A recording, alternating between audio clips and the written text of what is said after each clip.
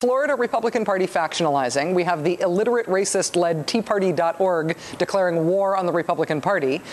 And then there's poor Republican Senator Lindsey Graham of South Carolina, whose daily schedule now consists of waking up, eating breakfast, and then getting censured by his own state party.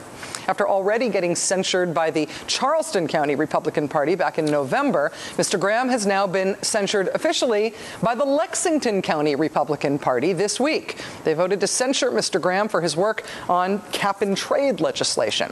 The official resolution reads in part, U.S. Senator Lindsey Graham has repeatedly demonstrated contempt and belligerence toward those members of the Republican Party who support freedom, a constitutional government, and the Republican Party platform. For his part, Lindsey Graham is not taking this censure sitting down. He knows who's responsible, saying, quote, you have these Ron Paul guys show up and try to take over the party. They are not reflective of the Republican Party. And I hope this serves as a wake-up call to Republicans that they need to get involved. Mr. Graham there referring to the author of the censure resolution against him in Lexington County, a man named Talbert Black, who is the interim South Carolina state director for Ron Paul's Campaign for Liberty. Joining us now is Republican Congressman Ron Paul of Texas. Congressman Paul, thanks very much for coming back on the show. It's nice to see you. Thank you, Rachel. Nice to be with you. I have to ask your reaction to Senator Lindsey Graham saying Ron Paul guys, he said, are not reflective of the Republican Party. What do you think? Well, in a way, that might be good. You know, the Republican Party isn't exactly the top party in the country right now. But I think Lindsey is giving me way too much credit. But if he wants to give me a lot of credit that I now control the Republican Party of South Carolina, I consider that rather amazing. But no, and I don't think you can talk about the Tea Party as a party. It's made up of a lot of different people. And I don't even see them as being Republicans. I think they're unhappy. They're unhappy with the establishment party, and that's made up of the Republicans and the Democrats. I mean, think of the factions in the Democratic Party. You know, the base of the Democratic Party that would have liked to seen a change in foreign policy and less war and not expanding war in Afghanistan, they're disgruntled. Some anti-war people do come to some of the Tea Parties, at least the Tea Party types that I have. And, you know, the original Tea Party was held in the campaign, and we had a lot of anti-war people there. So in many ways, the people are speaking out. They're very, very angry and upset. And they're upset with the establishment. They're upset with the Republicans and the Democrats. But I think this is a natural consequence of the insolvency of the country. That's really the basic problem. The politicians are used to promising and just passing out favors, taking care of the military-industrial complex or any domestic need at home and not have to live up to the responsibility of paying for it. And it's coming to an end.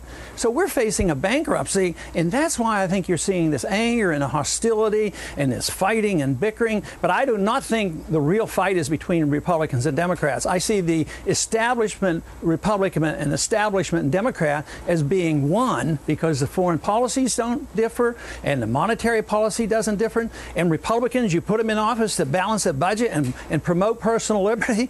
They don't do any of that. You put the Democrats in to protect civil liberties and wine dine the war and not have any secret rendition. Things don't change, and the American people are just catching on. Congressman Paul, I think that you're right that there is a bit of an insurgency happening on both sides, but it seems to be manifesting differently in the two parties. The base seems unhappy, and a lot of people unaffiliated with either party seem unhappy with both parties right now. But on the Republican side, that's translating into censures at the county party level for sitting senators. It's translating into primary fights in places like Florida, upstate New York, and other places.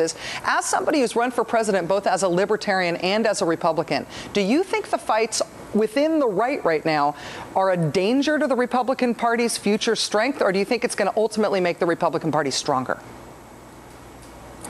It all depends. I think in some areas with the right candidates it will help. But quite frankly, I don't think about the strength of parties. I don't worry about the strength or the weakness of the Democratic Party. I don't think about the strength or the weakness of the Republican Party. All I think about is trying to get people to accept certain ideas, and these ideas should permeate both parties. You know, we had a Keynesian revolution in economics, and everybody's a Keynesian. We had Woodrow Wilson make the world safe for democracy. He was the first neocon. We've been living with that. So that's the only thing that counts. This this fighting, I'm sorry I can't enter into this really fight, the partisan fights, but really the fight is more philosophic, and I think this is a distraction. Sometimes I think it's deliberate because, you know, when these races come up, Obama versus McCain, a big difference. Then they both run off and they vote for the bailout, Bush's bailout. So the people are catching on to this. So as frustrated as you might get or think how poorly the Tea Party people act, they get frustrated, they act out, and sometimes they act too angrily, and it doesn't come off well. And the answer to your question is, if they keep doing that, yeah, it might not necessarily build the party,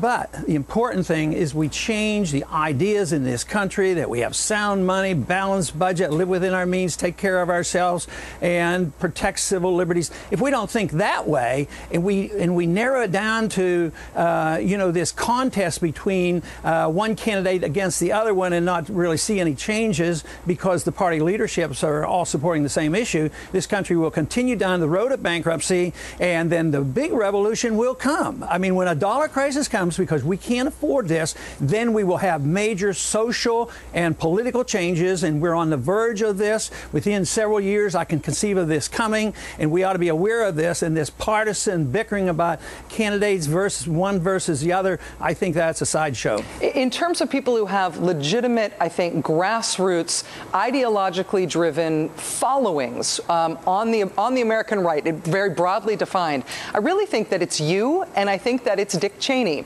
And the former Vice President Dick Cheney has really made a name for himself, being declared Conservative of the Year by one publication at the end of the year, on national security, foreign policy issues, and on issues of war making. You obviously have been a leader on issues of fiscal policy. You've really brought a lot of your party's leadership and your rank and file around on fiscal issues.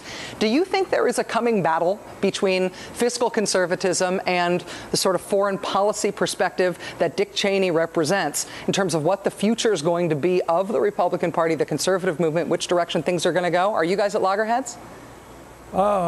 I think so. Not personally, because I never have a discussion with him.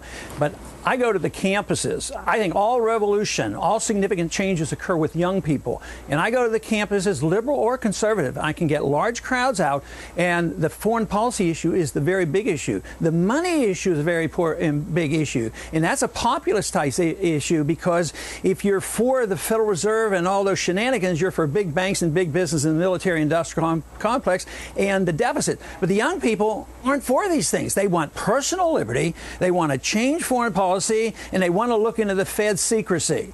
And if the Republicans don't catch on to that, they can't build their party. And they're not interested. I mean, Lindsey Graham, I have to give him credit. He's rather typical of most Republican establishment. They don't want to have any part of what I'm doing because they don't want to answer to that, because they don't want to have to go to the campuses and, explain why we have to have more kids go overseas, or why we might need a draft, and why military spending is okay, but spending money on child health care, that's bad, and we have to stop that. The kids see this, young people, and they're inheriting this mess. And that's where I get excited and enthusiastic when I go to the campuses, because believe me, the young people are responding very favorably to this message.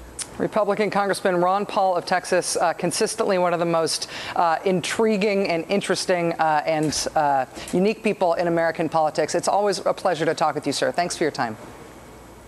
Thank you, Rachel. In his new book, Republican